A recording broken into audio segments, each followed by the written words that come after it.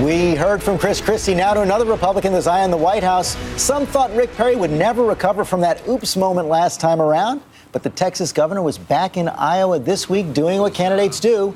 And ABC's Jeff Zeleny went with him. Well, Governor, thank you very much for joining us. I want to show you a copy of this week's Time magazine. Chris Christie had a big win in a blue state. Was his victory impressive? Yeah, it absolutely was an impressive victory. Is Chris Christie a true conservative governor? He was a successful governor in New Jersey.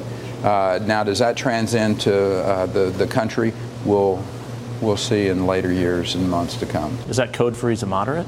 No, it's code for the truth of the matter is, listen, we're all different states. Is a conservative in New Jersey a conservative in the rest of the country? Sounds like you're skeptical that it may not be. I'm just saying that we'll have that discussion at the appropriate time. Okay. So many divisions inside the Republican Party. Is it time, do you think, for the Tea Party wing to be more pragmatic in elections going forward in 2014? If you can't win elections, you can't govern. The idea that we didn't win in 2008 and in 2012, we're paying a huge price in this country.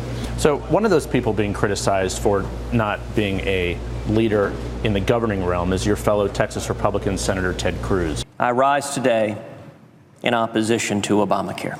Well, I certainly enjoyed the 21 hours of him standing up and pointing out the foibles and problems with Obamacare. It would have been wiser for us to have laid the wood to the president, so to speak, in the sense of being able to, call him out on this, let it become an issue of, Mr. President, you own this. This is yours. So the president has said he is sorry for misleading some of those Americans who thought they could keep their insurance plans. Do you think that's enough? I don't think it's even close to enough. He needs to stand up in front of the American people and say, you know what, I perpetrated a fraud on you. Governor Perry has just 1 year left in office, with many wondering what's next. This was his first trip back to Iowa since the 2012 campaign, meeting with business owners, Republican leaders, and stopping by a local gun company.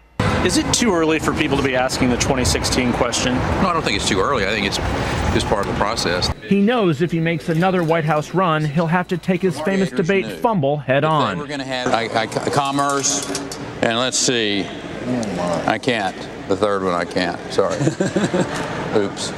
At a Republican fundraising dinner in Des Moines, he started his reintroduction like this. Our leaders have forgotten how to govern. And believe me, I know a few things about forgetting. His new political action committee is launching a new television ad. Pro-growth and pro-free enterprise policies are putting people to work, something we need more of in Washington. Making clear he's keeping the door wide open. How tough is it, do you think, to make a second impression on these Republican voters? Oh, I think second chances are what America's always been about. For This Week, Jeff Zeleny, ABC News, Des Moines, Iowa.